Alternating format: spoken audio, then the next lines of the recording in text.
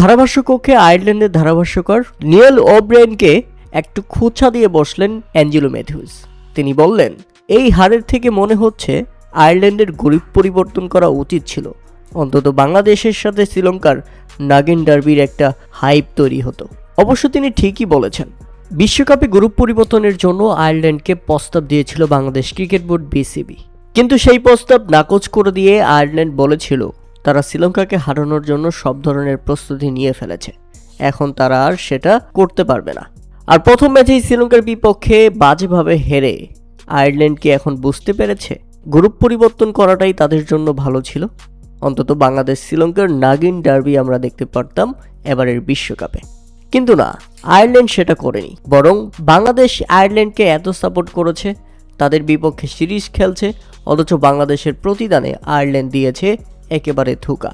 আয়ারল্যান্ডের বিপক্ষে এদিন নিজেদের ঘরের মাঠে প্রথমে ব্যাটিং করতে নেমে নির্ধারিত 20 ওভারে 6 উইকেট হারিয়ে 163 রানের লড়ুক সংগ্রহ দাঁড় করায় শ্রীলঙ্কা।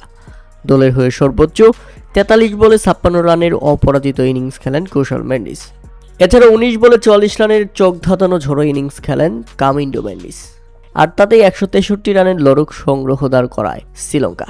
আর যেভাবে ব্যাটিং করতে নেমে শুরুটা ভালো না হলেও এরপর দারুণ এক জুটি করেছিল রোজ এডার এবং হ্যারি ট্যাক্টর। এই দুজনের পার্টনারশিপে মনে হচ্ছিল কয়েক ওভার হাতে রেখেই জিতে যাবে আয়ারল্যান্ড, কিন্তু না, শেষ দিকে চমক দেখিয়েছে শ্রীলঙ্কান বোলাররা, বিশেষ করে ওয়ানিন্দু হাসানাঙ্গা এবং মাথিসা পাথিরানা। এই দুই স্পিনার কোমর ভেঙে দিয়েছে আয়ারল্যান্ডের। একের পর এক উইকেট পড়তে থাকে আয়ারল্যান্ডের। কেউই যখন সুবিধা করতে পারেনি তখন মাত্র 143 রানের মধ্যেই তারা অল আউট হয়ে যায় এবং শ্রীলঙ্কার দুর্দান্ত 20 রানের জয়।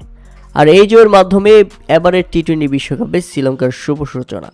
অপরদিকে আয়ারল্যান্ড প্রথম ম্যাচেই হেরে গেল শ্রীলঙ্কার বিপক্ষে।